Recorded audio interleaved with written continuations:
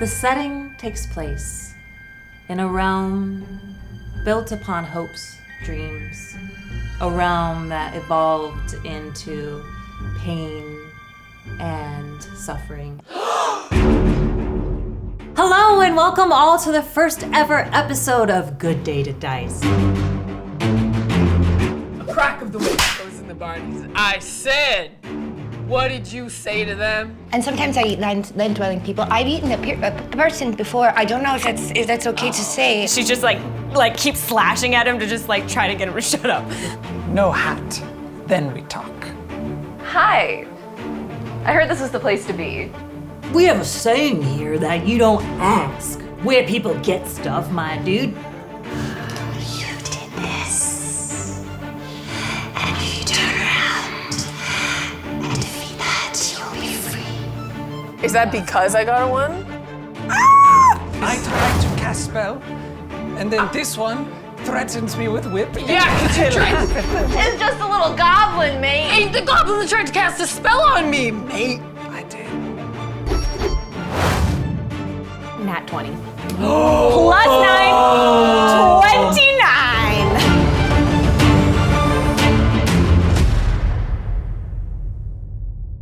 Love me, say that you love me, and pray.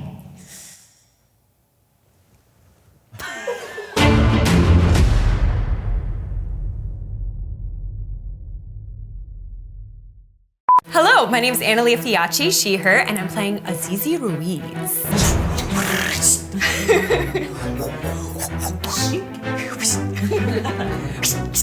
Harder to put your back into it. Put your back into it. Back up. Put your back into it.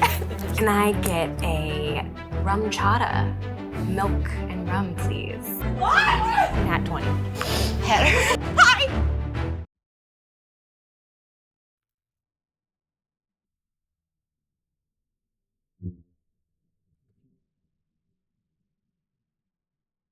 Welcome to the Downing Cut. Today, my guest is a seasoned, award-winning producer, writer, and actress who has worked on multiple feature films and shorts that are currently making their rounds in festival circuits, such as Bully, starring Terry Crews, and Ariel Winter, Snake Dick, which made the Oscars long list for short films, and Pizza Panic Party that has a special 2-month screening at the New Art Theater in Los Angeles.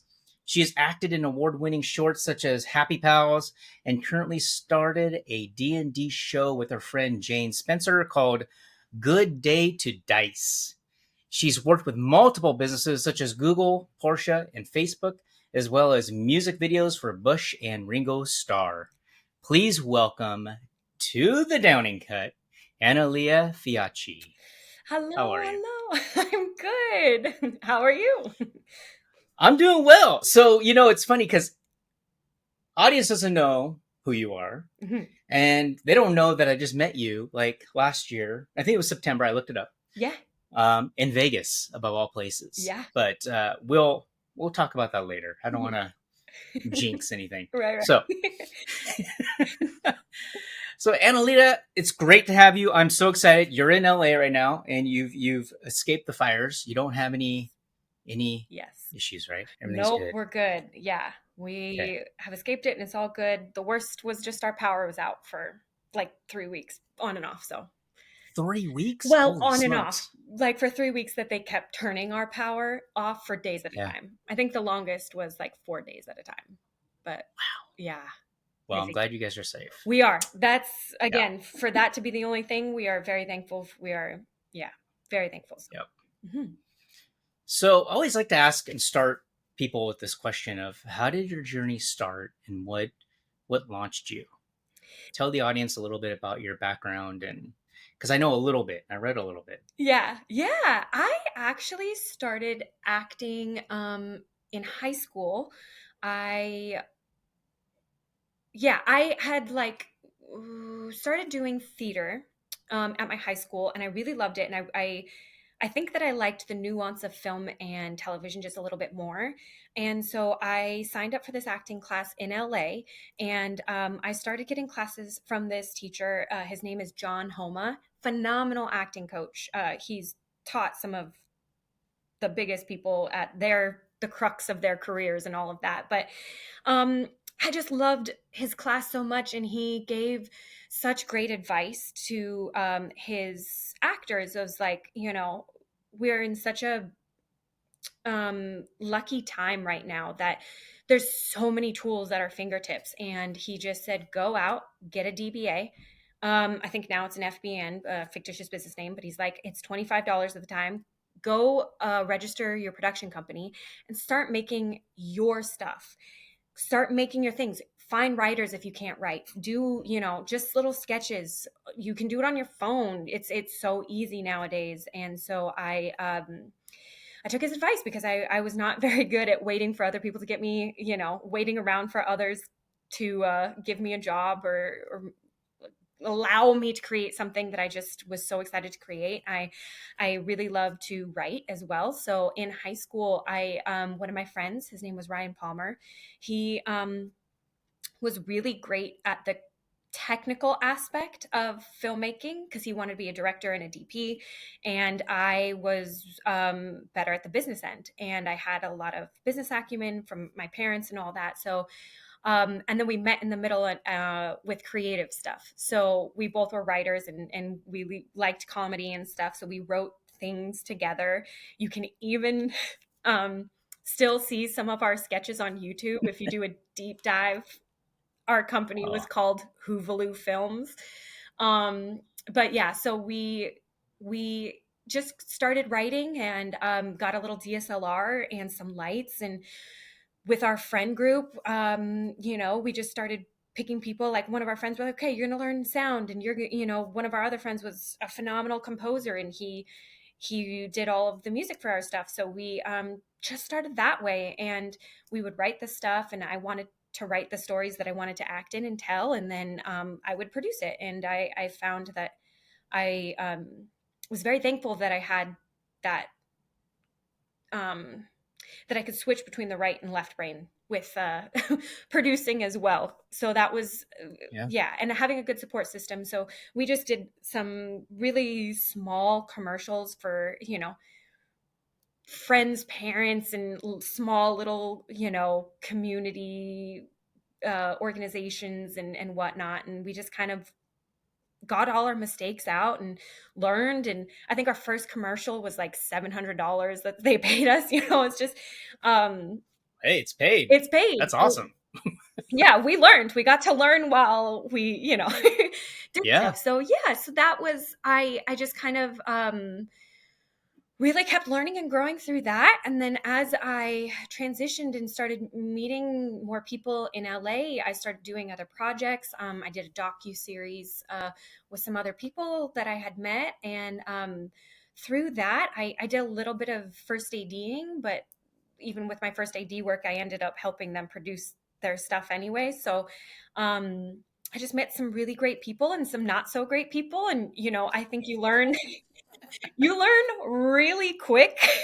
The people like there's in Hollywood, I think the only way you learn is by getting burned, unfortunately. And then once you're burned once or twice, you're like, okay, the signs to stay away from, because there's a lot of Hollywood can be very predatory on people's dreams.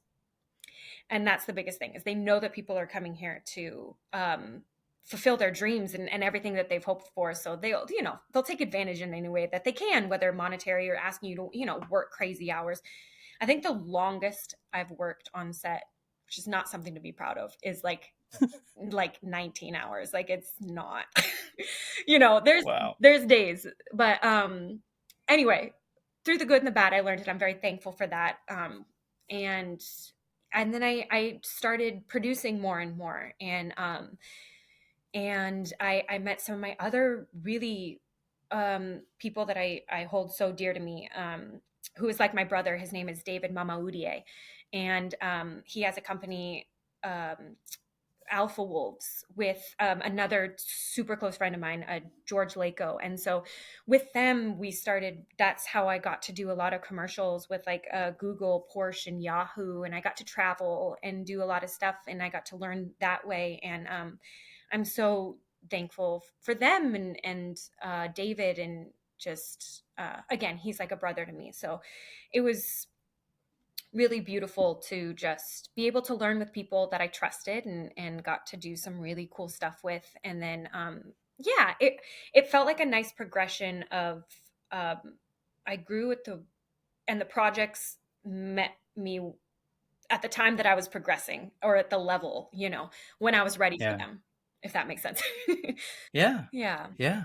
That's amazing. The for our viewers who may not be yet maybe 1 or 2 years into the filmmaking business, can you kind of break down what producing is, and then like how your approach for like producing films like Bully, Snake Dick, Yeah. which have gained such strong recognition? Like, what is the main steps like you've grown to learn through the whole process, and what does a producer, what does that even mean?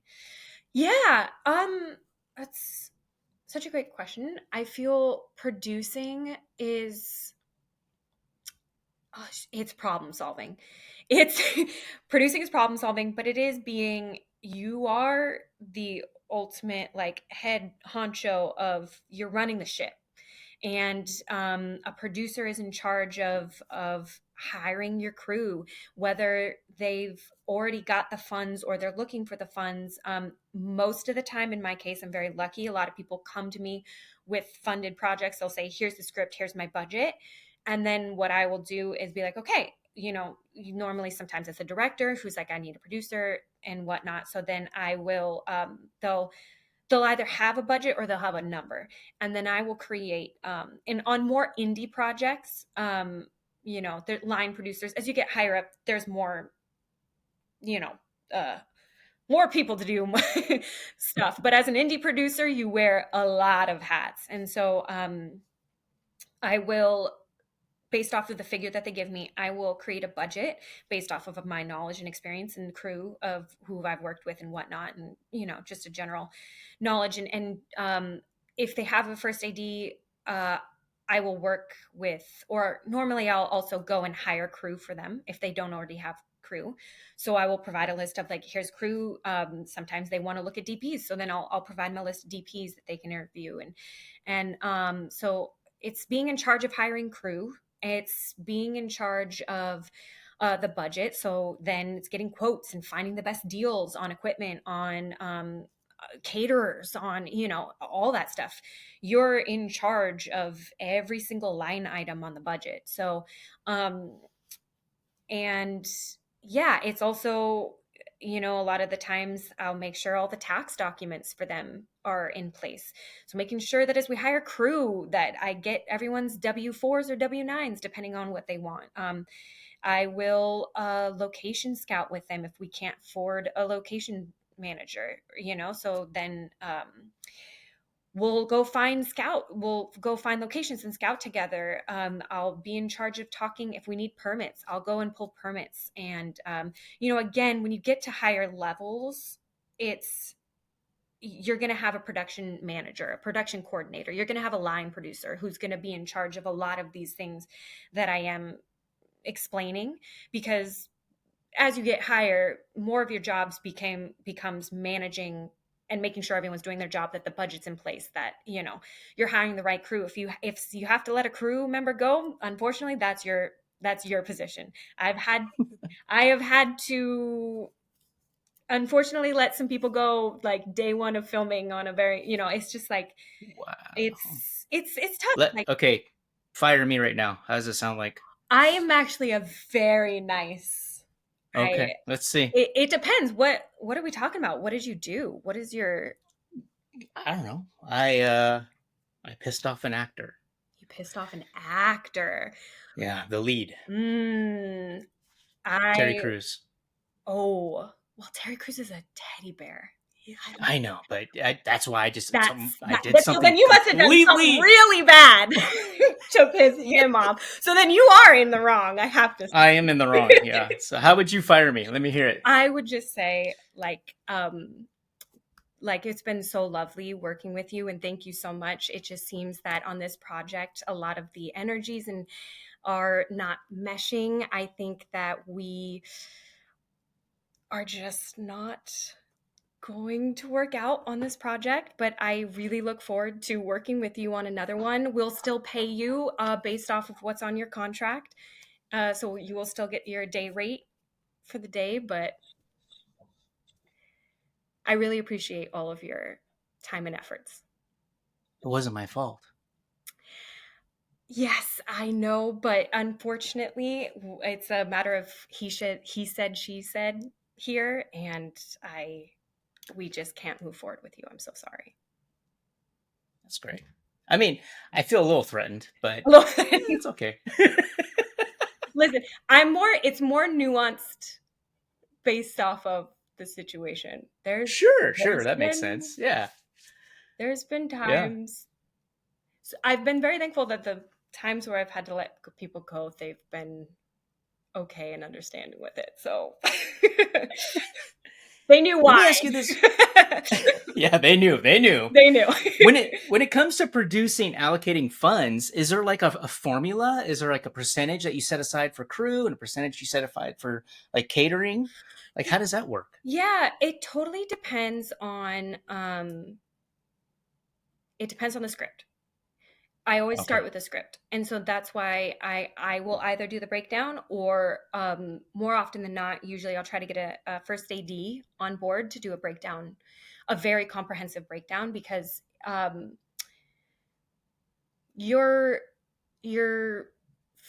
like, for example, I did a feature film where it was 3 actors in one house the entire time. That budget's very different than a like last month. No. In December, I did a feature with, it was a romantic comedy with like a huge cast in 16 locations. Like it definitely, depends. So I'll start with the breakdown. And then depending on how crazy our days is, another thing is how many days we have budgeted. How many days can we do within this budget? And then that kind of determines how big or small we have to make the crew, depending on how fast we have to go. And then there are like, I will finesse the budget in different ways. There are little tricks that you can do of like, for catering, we tend to say, depending on the budget, like if we can do $14 a head based off of how many people each day times how many days we have. So you can do stuff like that. But someone told me, I really hope I get this right. Someone had the best way to explain it is like, there's 3 rules with filmmaking, is like, and you can only have 2 out of the 3, but it's like fast, cheap, and good. So you can have something that's fast and cheap, but it's not going to be good. You could have something like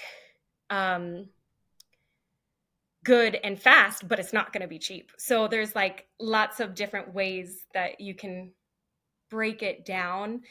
And I try to tell my filmmakers that too. But yeah, going back to the budget, I think it all just depends on breaking down the script, because you might have simple locations and then you're like, okay, I don't have to pay so much because we're in one location the whole time. I don't have to spend so much on locations, so we can get an extra crew member that'll help us make our days faster.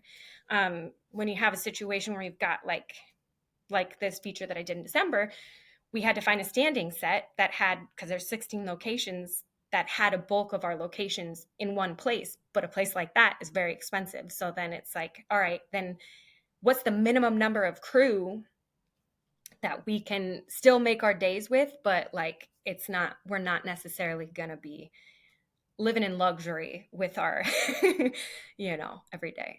So that's what, I mean, it really makes me think of like producers are really a project manager.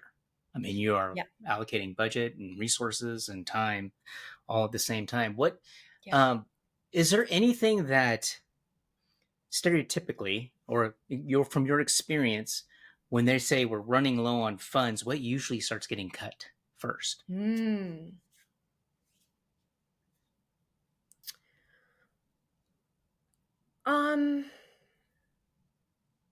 we're getting low on funds, I would say, Is it usually the shot list? well, yeah, because it is very dependent on what the situation is of why we're losing money. If we're losing money because we are not making our days, then it does become like the shot list has to get cut down. There has to be sacrifices because what can get you is OT and overtime and stuff like that. Or if you simply can't afford overtime, then you're pushing your crew longer hours for less pay. And that's, I don't always love to, sometimes different projects, have pushed me there. Not as, like when I was first starting off, those are tough, but like really making your days, there are certain things where like sometimes gags get too expensive. I've done a lot with special effects and a lot of I saw like the pizza pizza party. panic party. Yeah. I was like, holy smokes. Yeah. There's what's crazy is like that was all practical effects, and it was this awesome company called Gorgasma that was funding it, and they are a special effects company, which is awesome. Oh, So they even better. were, but it does, like, those effects get really expensive and they take a lot of time. So then it becomes like when you see you're not making your day, you have to step to the side, look at the script and be like, how do we get from point A to point B while cutting out, a bunch of shit that we don't have time for. and Right. I've been there many times. And that's and sometimes they're completely out of your control. Like, I think the first place I really learned that when I was really first starting out on a project that I actually wrote with David. And our backs were up against the wall, and then it started to rain, like hurricane torrential downpours, sort of like we had to stop. Whoa. Yeah. And I think the novice, anxiety in me, you start to seize up of like, what do we do? And David just was so calm of like, give me 5 minutes, and just stepping aside and looking at the script. And I learned so much, and that it is the biggest thing to just keep your calm and learn to be like, okay, because nothing's going to get solved when you're freaking out. But yeah, that ability to really see like, how do we make our day? And when you're getting close and that you can't go over budget or you can't add another day. So at the end of the day, you want to make your story.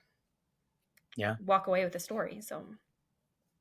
So you're also an actress. Yes. So, yes. And you've been on a lot of sets and experience. I want to ask you, what qualities or skills do you believe set an exceptional actor apart from the rest? The first thing that comes to my mind is, honestly, professionalism.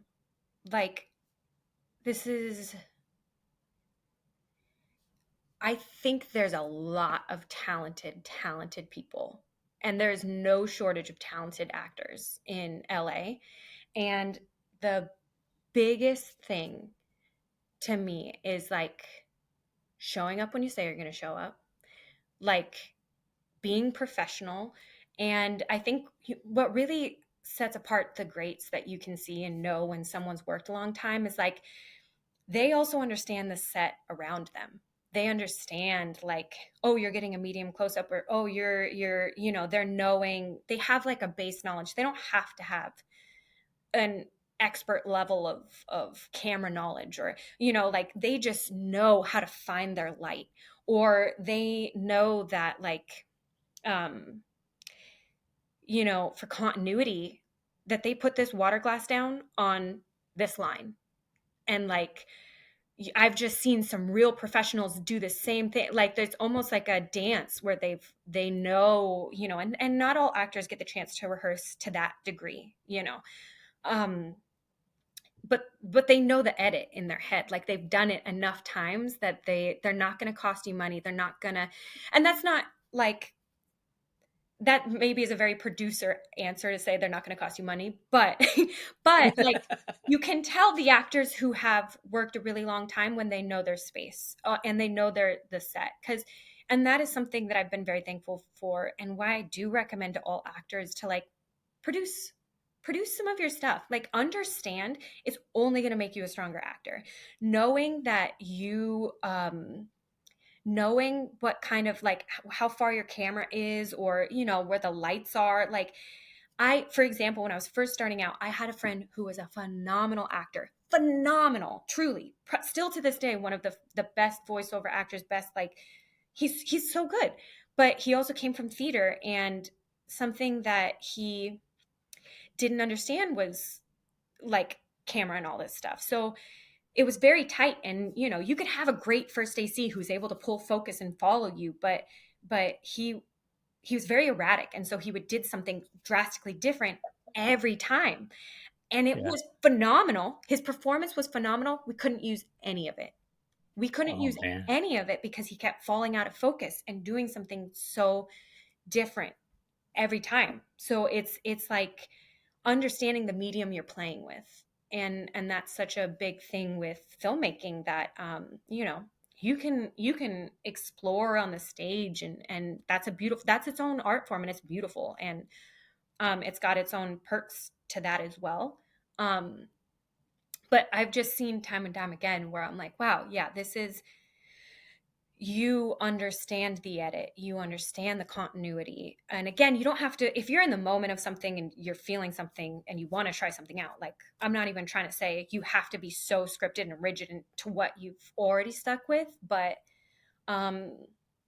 yeah, there's just, when you work with actors who've been around for a long time, you're like, oh yeah, you've made it a dance, and you can tell. Yeah.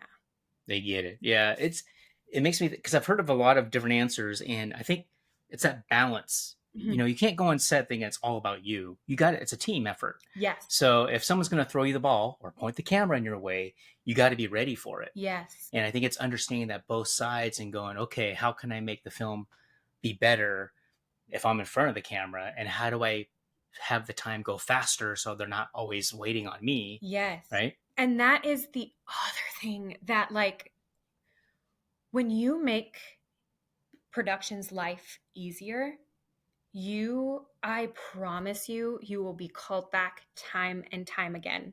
I have this friend, his name is Travis Cox. Love him. He's great. He's a great actor, but he makes everything so simple, and he always shows up, and he comes with a great attitude, and he like just, he makes it enjoyable, but also like, he just has come and like, even when I'm calling him the night before and someone's dropped and he's there, but it's more than that. It's like, on set, I've dealt with some divas. And it's miserable. Filmmaking, I equate to going to war, and it is like really hard. You're going to be up against insane challenges, but when you don't have to worry about your actors, or you don't have to coddle their ego or anything like that. They just show up and they're ready to work and be professional. I call on Travis anytime that I need an actor, because I'm like, you will be there and you'll be great, and you're not a problem. And I know you're a great actor. Like, it goes a long way. It really does. Yeah. It's good advice. Yeah. I have to make a comment too. I forgot to say that your acting teacher is saying go out and get your business license and produce. Yeah. That's innovative, because I've taken classes and been with other acting teachers. I've never heard that before. Yeah. So this is the first time I'm hearing that. That's great. Yeah. And that was, I mean, his name's John Homa. He is, I tried a lot of different acting classes, in LA, and he just cut through the bullshit. And I really liked that. There was a lot of other acting coaches would fluff up egos of the actors, so it would keep them around. And then not everyone would stay in John's class, because he was very like, I'm not going to bullshit you. Like, he's just like this New York guy that, but But with that, like, yeah, it was very much take destiny in your own hand, and to file an FBN is not the same as like an LLC. LLC in California is $800, but an FBN is like 25. You know, it's just a Oh, fictitious business name just to start doing what you're doing, you know. yeah. Have Interesting. yeah. What can you share a behind the scenes moment from one of your productions that truly shaped your perspective on filmmaking? Oh, that's a good question. When you say my you know Anything what, that's changed or yeah. I actually do have one. I I don't know if this is, I think it just helped me. This moment helped me learn, and I will say, like, I am so thankful. A lot of my work and the way that I've gotten work has been through word of mouth, and I like to think it's because of the way that I treat people and the way that I conduct myself on set, of being loving, kind, great energy, while also, like, you know, let's put the energy where the work is, and we, you know, keeping us, it's not just always fun, but I treat people with respect and kindness. And there was one moment that it keeps coming back to me, because it's like, it's actually kind of funny and a little crazy, not really, but like, it was an overnight shoot. It was a horror feature film. It was cold. We were outside. It was a tiny crew. Everyone was like all hands on deck. Even the PA was like in the back seat of the car holding a light, like, you know, doing a light gag or something. All hands on deck. There was one producer, or he was like one of the executive producers who put like $10,000 into the film, which in the grand scheme of things and budgets, you know, isn't Yeah. that much. But he was the only one not doing anything. And it's like 2 a.m. and we're out of coffee. And I had gone to him, and I think I was the first AD on this project. And I had asked him, like, your crew is exhausted.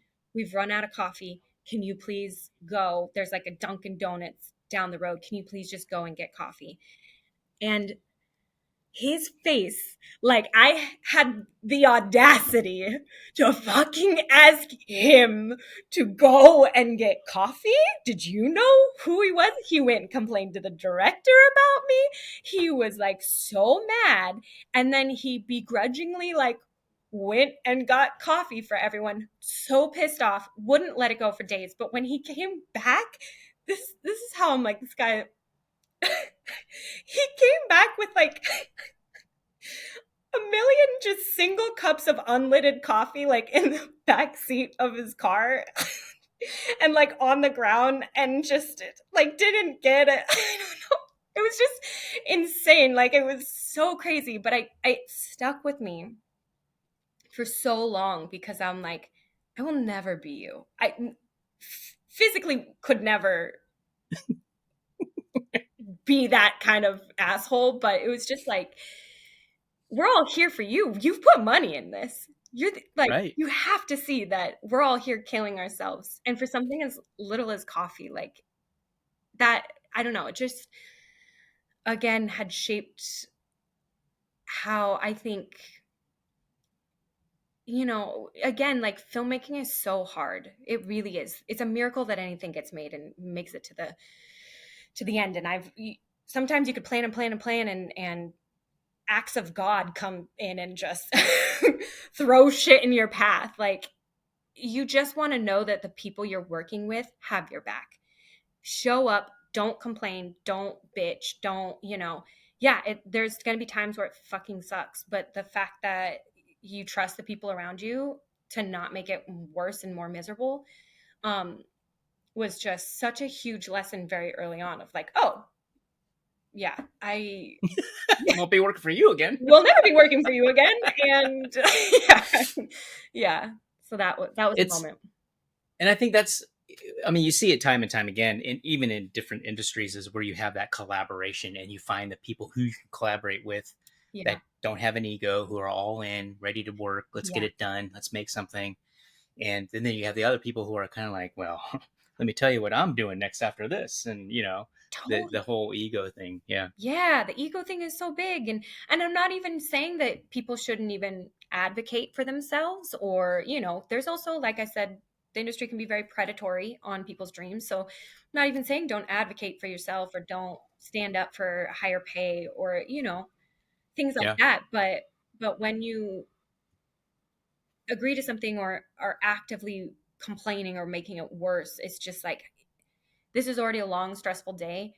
It's most of the time in indie world, you're on a set 12 hours minimum. Like, it's just like, you need to, yeah, you want to be working with, it's long, treacherous days. So How does that work with union people if you're working long hours? it just totally depends. So when I have on some indie shoots where it's 12 hours a day, if they are indie or union workers, like, I'm just very upfront, like, listen, this is the day rate, and we're going for 12 hours minimum, or not minimum, but like 12 hours is our day. So Yeah. and then I will always be upfront about that, and usually that's in the deal memo, and it's up to them whether they want to or not.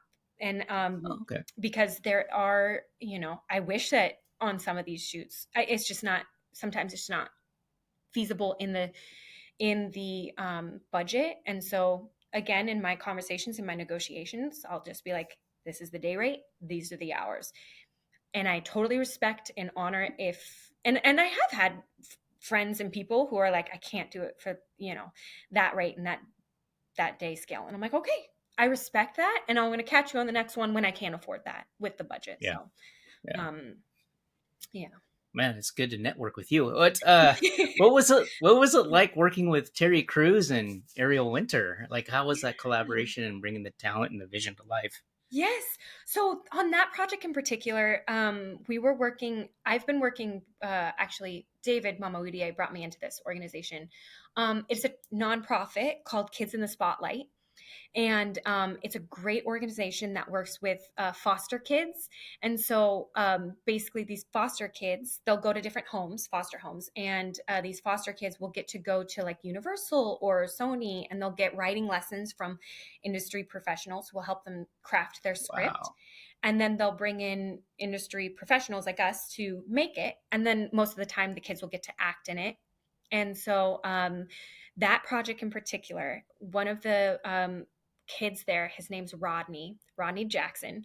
And he's like a little brother to me now, because I was working with the program for many years with him. And he wrote this script and he won the national competition for it. And so Wow. we had then, and he's the one acting in it. And so he really wanted to work with Terry Crews. And Ariel Winter is an ambassador with the Kids in the Spotlight program. So we had also gone to her to play his like love interest. And we just got to approach, it's just such a beautiful organization that gets to help these foster kids work through their trauma. A lot of these scripts can get really dark. And Oh, I bet. it's like, it's just so fulfilling to see them like work through it, write through it, and then that they get to see that these people are showing up for them. And like, kind of, especially someone like Terry Crews coming, and he was so excited by the organization and this idea, and he loved the script. And so he played Rodney's dad. And and it was such a pleasure. Terry Crews is he's such a teddy bear. Like, it just, I don't know. And this project too was a dramatic role. So like, it was amazing to see him in more of a dramatic role. Like, everyone was Yeah. dead silent during some of their more explosive takes, and like people were crying. Like, it was just a really cool experience. And then even just, there was a moment when he had kind of like was talking to Rodney on the side, and just like really connecting about his childhood and why this story meant so much to him and his like relationship with his father. Yeah, it was just a beautiful beautiful, beautiful experience. And Ariel Winter's such a sweetheart, and just showing up again. It was really long days. It was a charity shoot, and we did not have a lot of money, and but the resources and the people who come together for these kids is really It's amazing. touching experience. I think I swear I heard like a motivational thing about Terry Crews when he was growing up and the childhood that he had. Yeah, And how he pushed through it. Yeah, very harrowing, and I think it led to a lot of. He's got an amazing story. I know he talks a lot about his like porn addiction and like his relationship with his wife. I mean, but they've stayed strong for so many years, and yeah, he's just so open with a lot of that like trauma of his past, and I think it really helped a whole generation below him and a lot of men. And I think especially within the Black community, that was like another that's a whole other masculinity. That is, I think Terry Crews has talked a lot about that sort of toxic masculinity within even that culture is like, it's a whole other thing. It's good to be an icon. What inspired you and Jane Spencer to start Good Day to Dice, and how does your love for storytelling influence your approach to D&D? Yeah, have you ever played D&D? I haven't. No? Do you know anything about D&D? I know nothing. Okay. Absolutely nothing about it.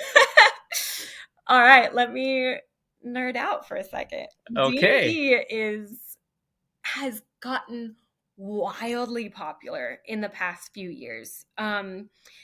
And it's so fun because it's a lot of creative storytelling or collaborative storytelling through improv. So D&D, like your dungeon master, or Jane calls herself the Duchess of Dice, but she has this storyline in that she has crafted, and she's built this entire world, and then players come to the table having built their characters and their backstories. And so we have a whole thing, but the only thing we have is dice. So there's like a handful of dice, and as Jane narrates the story and takes us, we get to choose how we interact with it. But the more fun part is like whether we succeed or fail is based off of a dice roll. So there's a little bit of gambling in it. Like, you could narrate doing this really, really cool move of this badass action move and slashing this bad guy and doing all that stuff. But then there's a dice called a D20. So it's a 1 through 20 sided dice, and 1 is the worst. And so you could roll and get a 1. And even though you want to do this really badass thing, it's like you could fall on your face and get stabbed instead. Like, and there's an inherent comedy in that. Yeah. And like in the failures as well. And so the best is to play with a bunch of comedians or people who are really funny, and to not take it like too seriously, because at the end of the day, it's like Lord of the Rings if it was a comedy. You can set it in a lot of different settings, but there's a lot of like success going around right now. One of the two bigger D&D shows out there are Critical Role and Dimension 20, and Dimension 20 does live shows. They both do, but live shows all over the world. And just last month, they sold out Madison Square Garden. That is a 20,000 seat theater. So wait. So people are going to see them just play the game. Yeah. But it's so funny that it just attracts. It's hilarious. Because and they sold out MGM Grand in Vegas. Like they were selling out these huge amphitheaters. Like 20,000 seats is insane. Yeah. But the biggest thing is that like it's like kind of the watching people come and do it comedically and not take everything so seriously. But at the same time, there are really heartfelt moments in the story that are, that you take seriously. But it's just all dependent on dice. And sometimes like it's really cool when you do get to do those really badass things and it makes you really excited. But like the chance of you also failing is what keeps people on their seats. So, and then your DM or your dungeon master, Duchess of Dice, could have created this story. But what's so cool is that a player can roll something and it changes the trajectory of the story completely.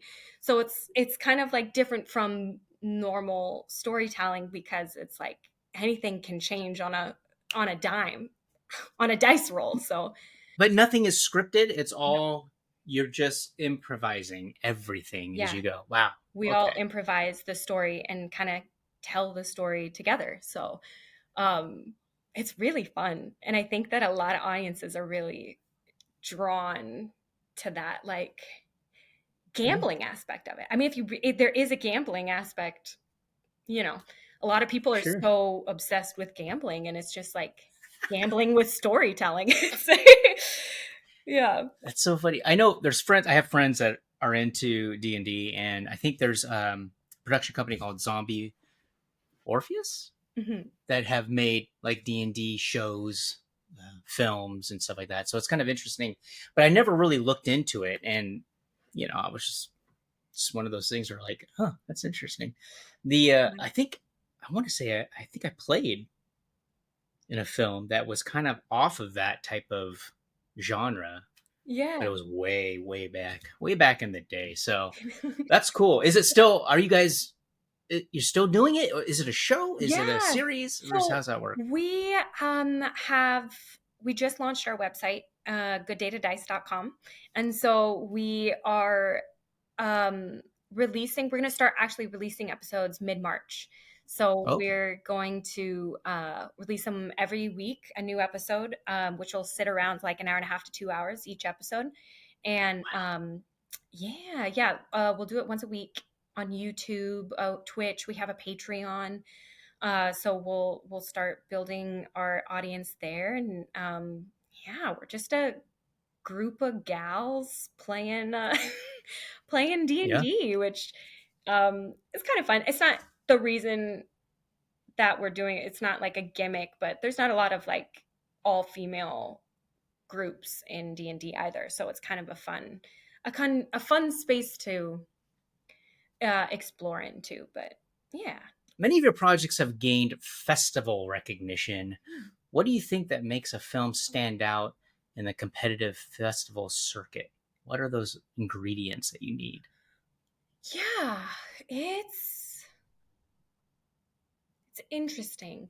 Um, I think that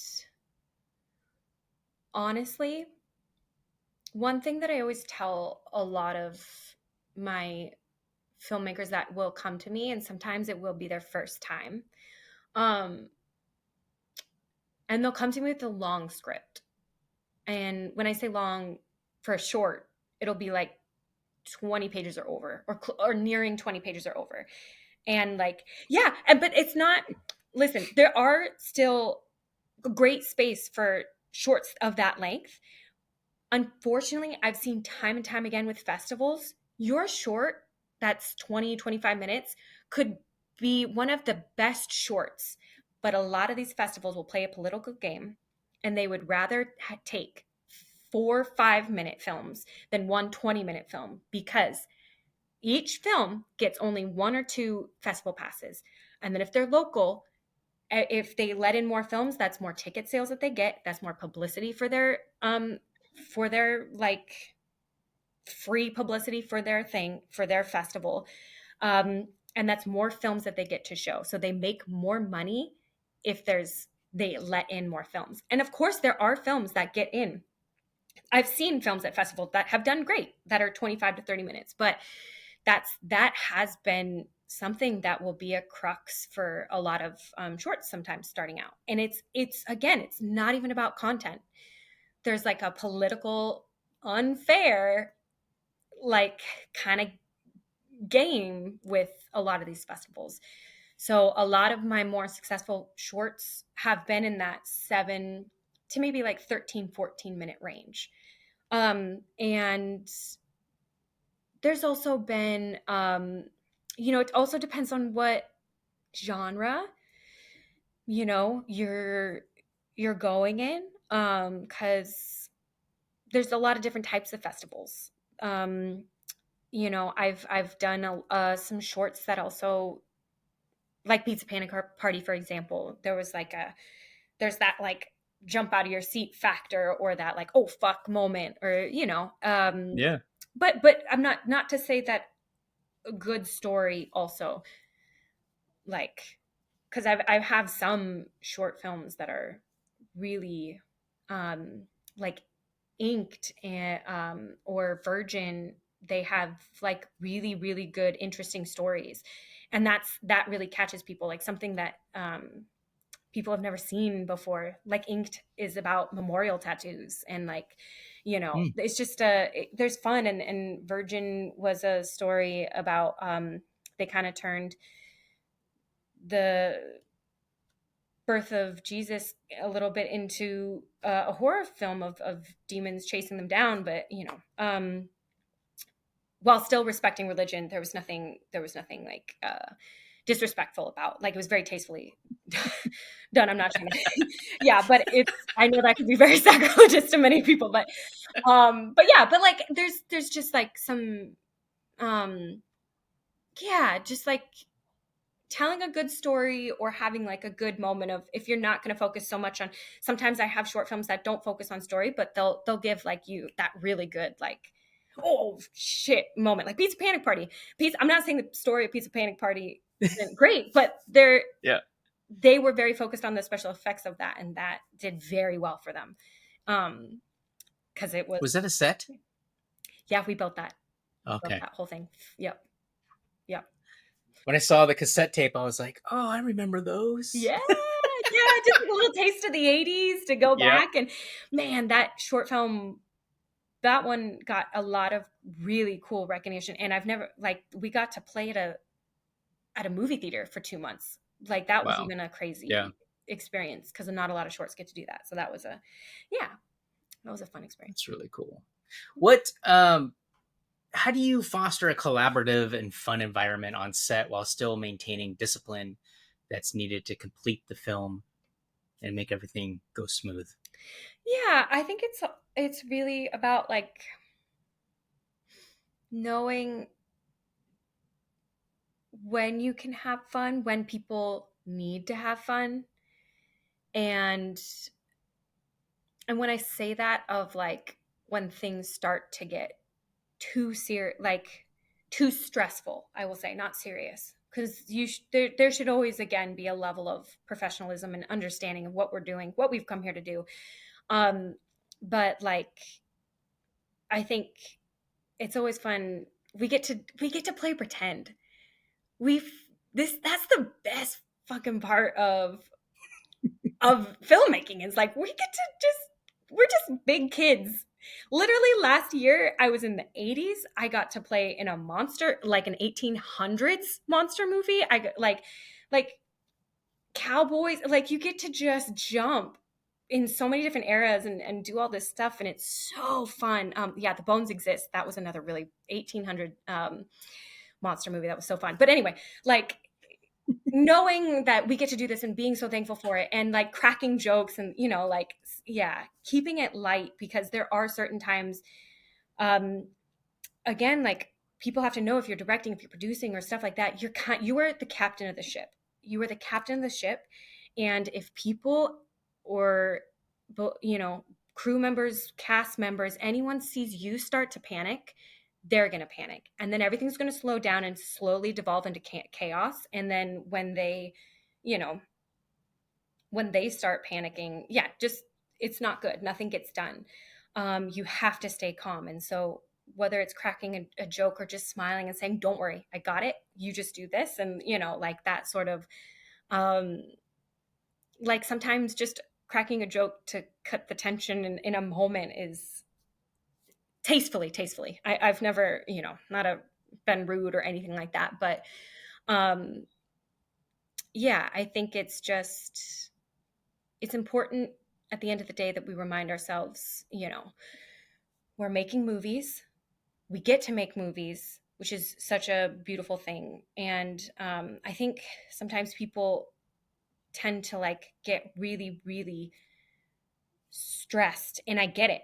Again, filmmaking can be really stressful. And like one of the only other jobs that has 12 hours on days is like doctors and nurses who are pulling long shifts and saving lives. Like, we're not saving lives. And I know the hours can be long, but like, yeah, just remembering why we're there. But yeah, I try to make everyone just feel as safe and comfortable on set, and yeah, happy, while again still putting the energy and the attention where it needs to be with making our day.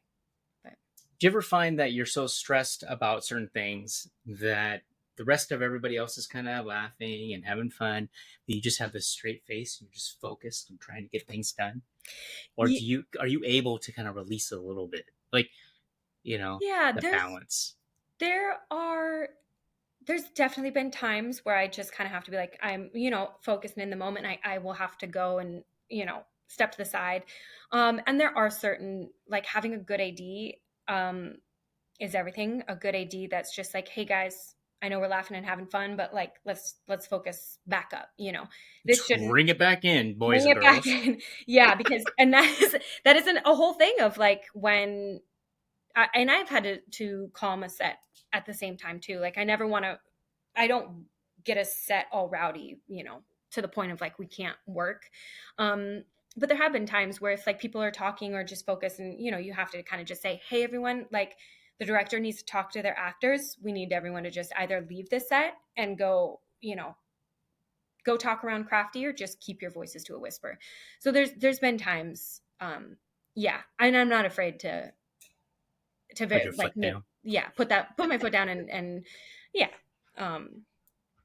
Yeah. I have had to, not because it was fun, but because things were getting out of hand. Like I've had to shut sets down or be that bad guy, or I've had to do that a couple times. And safety to me is number one for people.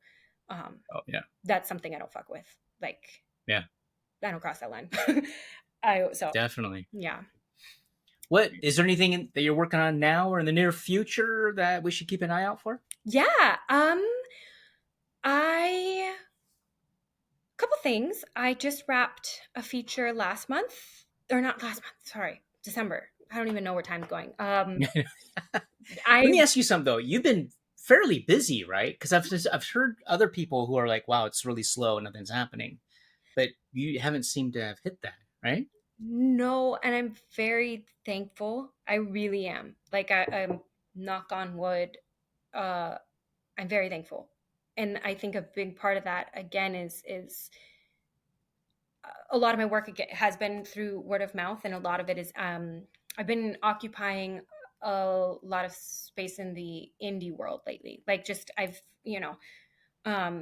a lot of my stuff lately has been independent short films and features, and some indie commercials for college, with my colleges with my friend Steve Craig. But yeah, like I've gotten a lot of amazing directors that I love working with: Ramon Menon, Kelsey Bolig, David Mamaudie, Wendy Wang, like Kei Zhao. There's just been, I'm very thankful to have networked with a lot of these.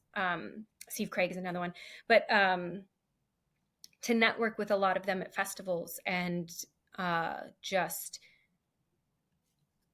again, I really just treating people with respect and kindness, I think, is when shit is stressful, and I think that's lent me.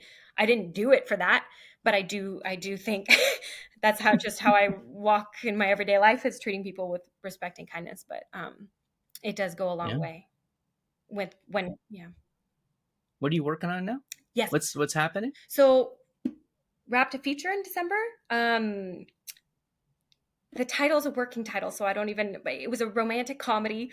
I will be sharing it at some point. I think if I gave you the title as of it is right now is called Peacefully Conflicted. The director does not like that title. So I know it's going to change, whatever it changes to. I did a feature last month. I did a really that really, really fun period monster movie with Kelsey Bolick and Matthew Duvall and my producing partner Wendy Wang. We did, yeah, that one was really fun. I can't wait to share that one. Yeah. It was the 1800s monster movie, but I can't share what kind of monster. I've been asked to keep it under lock and key, but that one was a really fun one.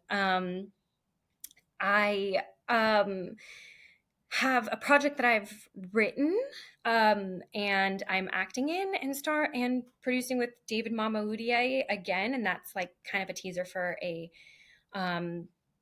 TV show concept that we have. So I'm really excited. We're going to be filming that soon. That's awesome. It's called Exorcist Academy. So it's a like comedy, horror sort of, action, lots of action. So I get to do a lot of stunts and I'm fun. so excited.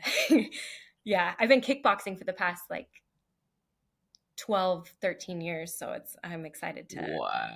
yeah, punch some demons, but yeah, so we're getting to do that. And then definitely Good Data Dice will be out and releasing mid-March. So we're on TikTok, Instagram, Patreon, web, YouTube, our website.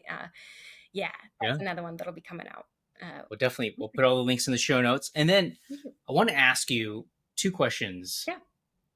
Do you feel like being a producer has helped you in the acting realm as well to understand both sides? Yes. Yeah. I'm so thankful for all of my knowledge as a producer, and it has greatly helped me as an actor. Because again, like even just producing and sitting in the edit and watching how a edit and a movie kind of gets pieced together, like that's valuable information. Again, that I know I used that example before, but of that actor that just kept falling out of focus because they might have been the most brilliant actor in the world, but it was like too erratic,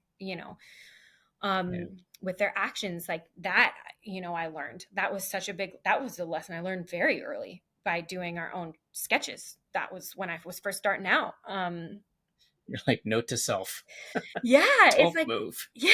And it's not even that you can't, but it's just, and there are good first ACs that will, like, I'm not even saying don't explore the scene or anything like that, but it was just like, like wanting to try something vastly different on every take. It's not going to work. And, you can learn that as an actor, but there's just like, there's also things that you're not told as an actor. Like I think actors are coddled a lot on set. And so you'll be told something or, whatever, just because a lot of actors have egos. So a lot of people are, whether they think you have an ego or not, they're going to coddle you. And so, it's like fascinating getting to sit in casting rooms, getting to sit behind the table on casting rooms and getting to hear what people are, what they're looking for, what they're, like the different little checklists that they have in their mind. Most actors wouldn't even think of. So all of that is just so valuable in just kind of shaping an actor to be a really useful tool for a filmmaker rather than someone that they have to mold or like, okay, come this way, or like, kind of, I guess, shelter, and I'm not even trying to say there are times when I walk on set as just an actor and I'm not going around being like, oh, you should do this differently. Oh, you should, like I know my place as an actor. I'm not necessarily like coming in trying to run their set or do anything, but I can also see, and I know what's going on when, like, if someone is stressing out or we're behind or something like that, I'm like, oh, I can put pieces together of like stuff like that. So it's like, okay, if I see shit going down over here, it's like, I know that when my time to act is coming up, I'm going to get 2 fucking takes because they're running behind. And like, there is no, there's like, there's little moments. And it's also helped me not be too stressed in these situations too, because I've already been forged by that fire of like back up against the wall and no time. And yeah, those lessons Do you are ever have you ever been on set where you're a producer and they're like, "Oh, we need an actress," and you're like, "I can do it." literally that is the last like 3 films. So Yeah. for The Bones Exist, we did like a pickup day where we couldn't have the actor back. I put on those boots, those pants, that freaking poncho, played a dude running through the water. For Virgin, the actress there's a moment where I don't want to give too much away, but she like walks in and sees this hanging body, and it was supposed to be her, and then I was like her height and kind of the same hair. So next thing I know, I'm getting fitted with some robes and some dirt on my face, and because I have some stunt, background, I'm like doing the whole hanging bit, because I'm not actually hung, but like yeah, it happens so many times. A lot of times I'll get thrown in. Even I think I was thrown into Bully as a prom monitor on Pizza Panic Party. I was with stunts, was we were walking through. I was, walking through with the stunts. So yeah. Nice. Yeah, it's super Wow. fun. Well, it's good to have that talent then, both ways. I want to get your advice for people, because I've had friends go to LA, Yeah. get chewed up, and they come back. Yeah. How long have you been in LA, and what are some of the advice that you would get to survive down there? Yes, it is tough. And I'm very fortunate. I grew up just outside of LA. So my family's from Camarillo, which is only 40, 50 minutes from like Burbank, North Hollywood. So I have had because I also got started really young. Like I was still in high school, and my mom and my grandma would drive me to acting classes to LA every Wednesday after school. Like That's awesome. Yeah, I was very, very lucky to have a very supportive support group, and I'm not gonna sit here and try to blow smoke up anyone's ass that like I didn't have a good support system here, truly. And I'm very thankful for that, because it is tough. It's tough to get a job, and there's a lot of productions that I had to work on for like no money, and I think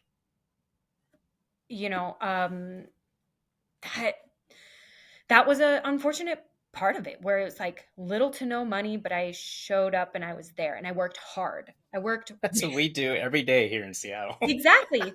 Exactly. Yeah. It's like showing up and working really hard. And I busted my ass. I was a PA for a lot of time. Like that was another thing, is like I got my ass on set. That was something, like there's been a couple times where I've had actors who came and PA'd for me, and then I got to throw them in it, and they got footage, and I got to throw them in the background, or they got to do something in a moment when it was like, okay, you know what, come here.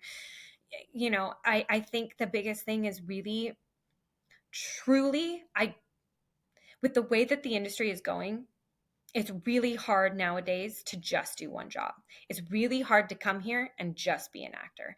It's really hard to come here and just be a director. Like, to survive in this industry, you have to learn multiple different skill sets and be ready, because there's times where I want to bring someone on set and I love them, but I'm like, you are asking and looking for a job, but you only have this one very specific, like, and usually it's a creative, sometimes, where I'm like, I can offer you a PA position, but if you don't want to take that, it's tough. Like, but if you came to me as a director and was like, you know what, I have some grip experience, I can do this, like, yeah, it's really, networking is such a big thing. going to film festivals. There's some great film festivals that I've got a year's worth of work from because I went and Wow. Film Quest is a great festival with like great networking, and I've met some people that I just still work with till today. But again, like you have to adapt. You have to adapt, and you have to be like a Swiss Army knife of just like, because it's going to get really slow, and it's a feast or famine industry. And if you don't adapt with it and learn other skills to keep yourself afloat when there's a time of famine, then you won't survive. That is because it's tough and things are really expensive in LA. Oh yeah. In California. So it's just, yeah. We hear the I think when I first started out, people were saying, like agents would say, if you go to LA, you think you're hot shit here, and you're very rare out of all the Asians or whatever. But if you go to LA, there's going to be 2,000 of you. Yeah. Is that true? Like still true in the acting world? Definitely. And that was the exact words that my acting coach had given me, was like, you can spit and find a like attractive person just as hot as you, just as talented as you. Like there's no shortage of them. And so that's why he's like, so what are you going to bring to the table and what are you going to do differently? And that's why he's like, go start your production company. Go start making your own stuff and make yourself valuable to others, because you can spit and find anyone like you. You're not rare. Yeah. You're nothing special. Yeah. Yep. Yeah, that is I mean, that's the truth, right? Yeah. It's like you just have to grow where you're planted. What is the most constructive criticism that you've ever received in your career, other than start your own production company? Yeah. Ooh, constructive criticism. I think I'm brought to something more recently. And I'm trying to formulate it in my brain, that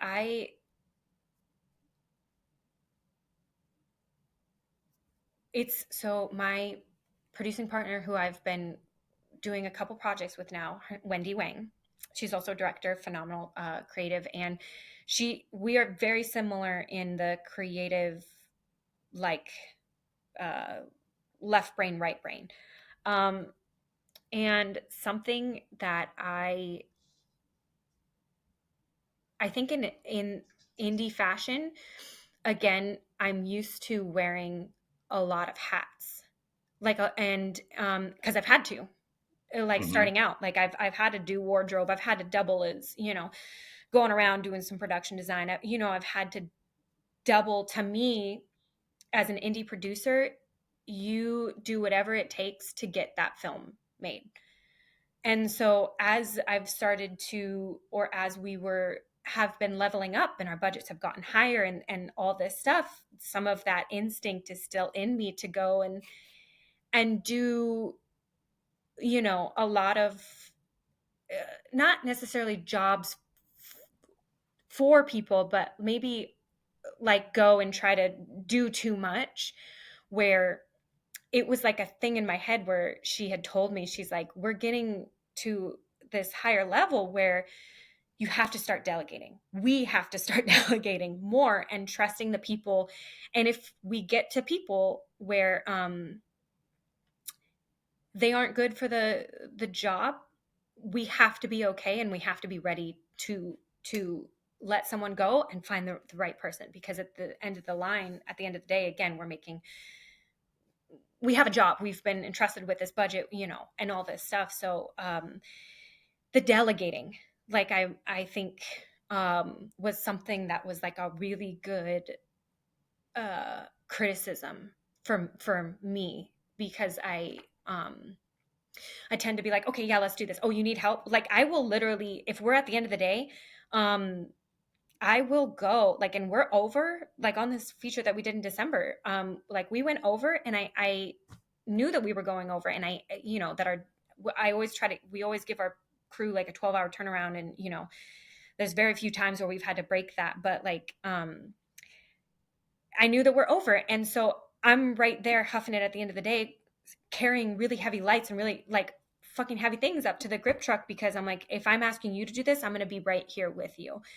And that will never change in me. But it was a thing, like I exhausted myself so much because my days are like 15 hours. I get there an hour and a half before everyone else, and I don't get to leave until like last man, 30, 40 minutes until last man's out. So, it was like really exhausting, where she's like, I know you want to keep helping and pushing, but there's like, you need to be on your game for the next day and the next challenge in our mental capacity and stuff like that. So that was like a good, I think lesson that I needed to learn, of like, okay, trust people. And I do trust people, but like step back and really allow people to show up and do their things. And I do. And I, but yeah. I mean, that makes sense. I mean, you would still see managers bussing tables at a restaurant, and it's just kind of like, it's part of that culture of, I just want to help out. One of my mentors was a director, and he would hire, I mean, we wouldn't hire, we would all work for free, but like we'd all act in it, but we'd also be the crew. We'd also unload. We'd also set up, I was part of Crafty. I would bring food to the set, but I was also an actor on this. So it's that collaboration makes it so much a stronger knit group that you don't have to worry about ego or drama. We're all going to do it together, no matter what. Totally. And I will never change from that mindset of like, I'm in this with you. There's, again, from that lesson that changed the way I filmed. Like, I don't care how high of a position I am. I will, if everyone's working and there's a huge spill somewhere on the ground, like I'll be on my hands and knees fucking cleaning the spill on the ground. Like I don't think I'm above anything. Right. And I don't think I'm too good for anything. But the lesson was to pick and choose. I was doing it in moments when I didn't need to. When there was maybe someone standing right there to a PA to go and clean, where it was, hey, you actually need to be doing, like, we're in the middle of talking about some budgetary stuff, like, trust,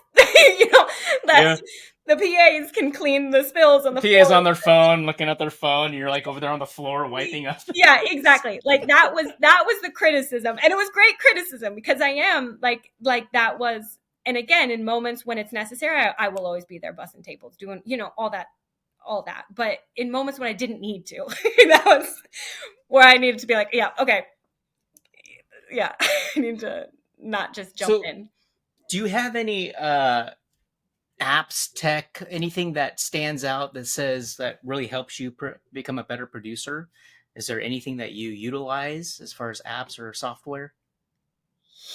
Yeah,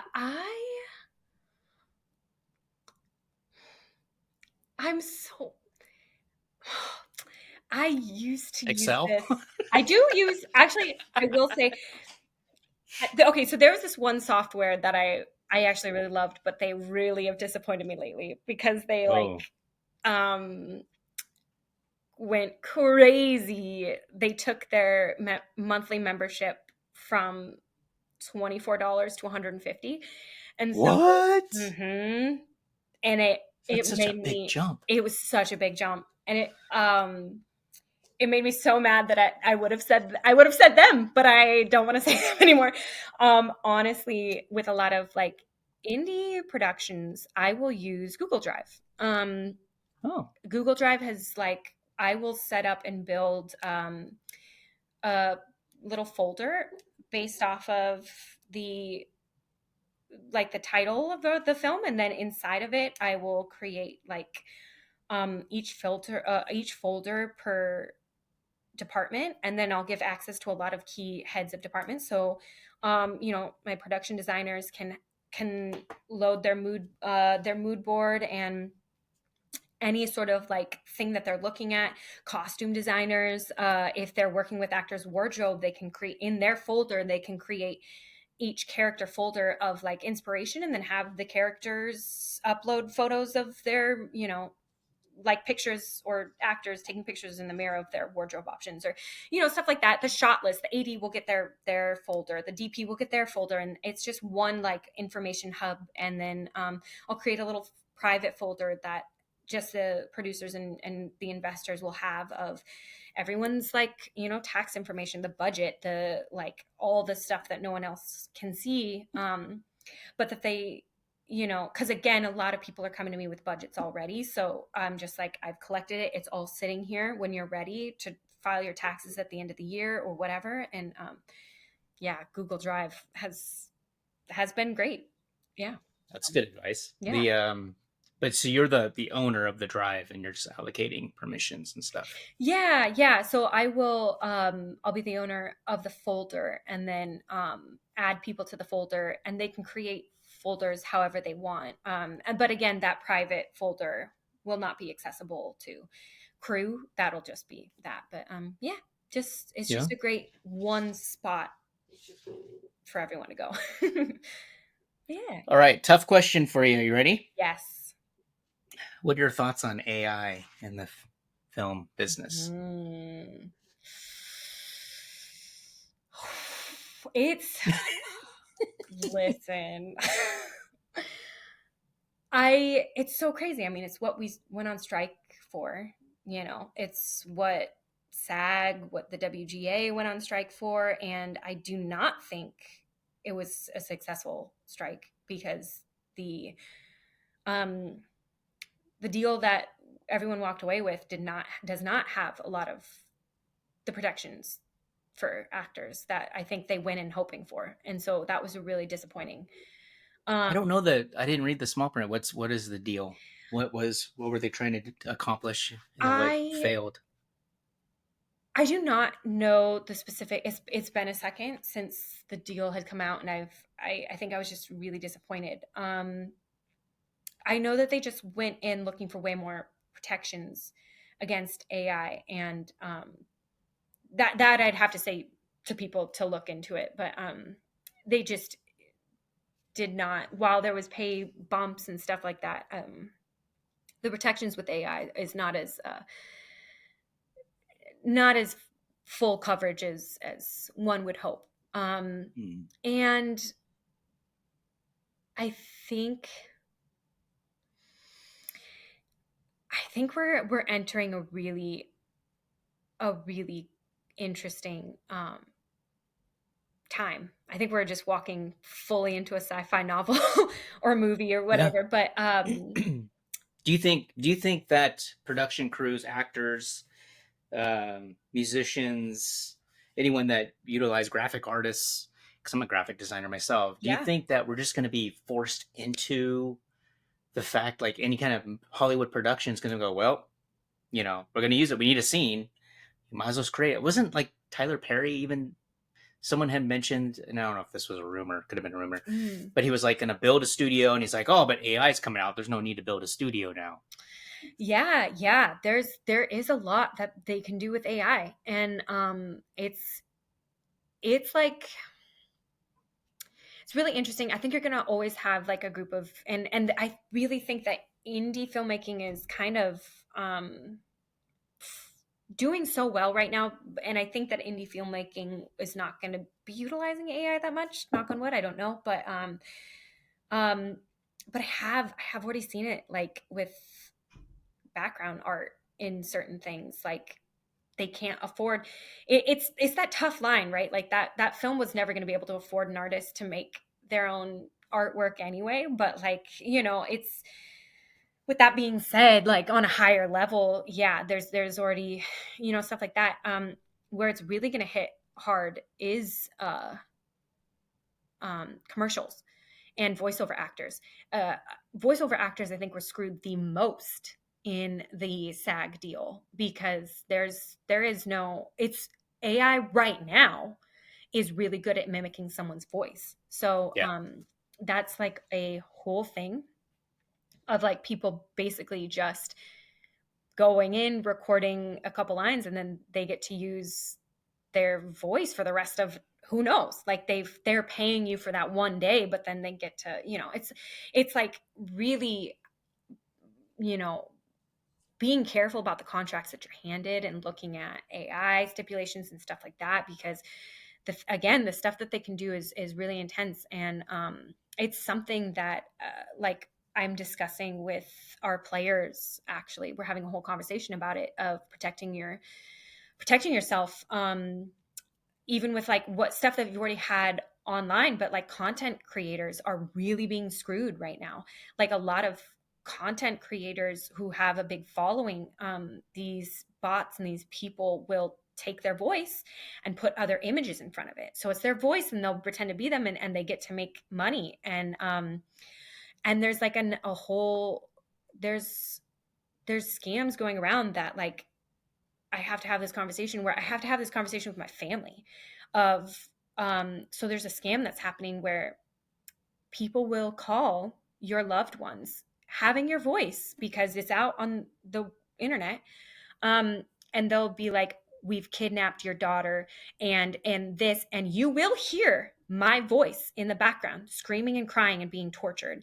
And like, you'll hear me scream, Dad, like, please, I'm here, all this stuff. And it'll be my voice because AI can do that. And so they've like recommended having code words with your family. Like, if this is real, what's the code word, kind of thing. Like it's a whole other thing that like you have to be aware of as a, especially if you're on front of the screen, of like kind of how to protect yourself in different ways that you might not even think of at all, like that scam, like what they can do with your voice and any videos that you have from your past and how they can doctor videos and photos. So, I mean, that's always been around, like Photoshop, but like, it's just, it's one step further making a photo into a movie, Definitely. Yeah. So, keeping yourself protected. And I think it's going to be an ever evolving thing, but that it's going to evolve fast. It's already been. It already is. Yeah. Fast. Like it's going to be something that we're just going to have such whiplash with, I think a little bit, but,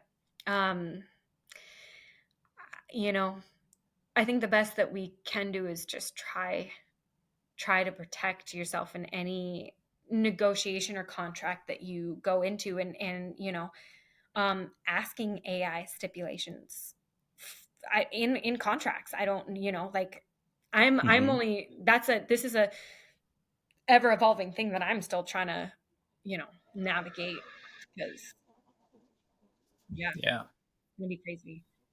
Wow. It's kind of scary the way you put it, but thank you. Sorry. We're all doomed. It's gonna go down. I'm not doomed. I think there's also a lot of like really, like, I know that my friend is a VFX artist, and it's like helping him be able to render like there are really great technologies, and I knew someone who freaking put a contract up through ChatGPT and was like, tell me all of the, like, look through this contract, tell me the positives and the negatives, and like, who does it, and it'll literally be like, this contract favors the producer, this is why. Like, there's definitely great tools that it can be useful for. And I think as long, like, my only thing is more of cautious, like, go in being prepared. Like, I'm going in telling my players on this D&D podcast to have this conversation with their family. Like, know that you're walking into this new world, and we all are. We just can't be too naive to it. And there's going to be a lot of great things that it's going to provide, and it's going to be exciting in some ways, but just like anything, there'll be good and there'll be bad. And just make sure we're all protected. Yeah. But absolutely. Yeah. Annalea, thank you so much for being on the Down and Cut. I appreciate your time and your insight and your knowledge and your wisdom and just sharing your experiences, because I think it's going to be helpful for a lot of people when they watch this interview. So thank you so much for coming on. Yeah, thank you for having me. This was so fun chatting with you.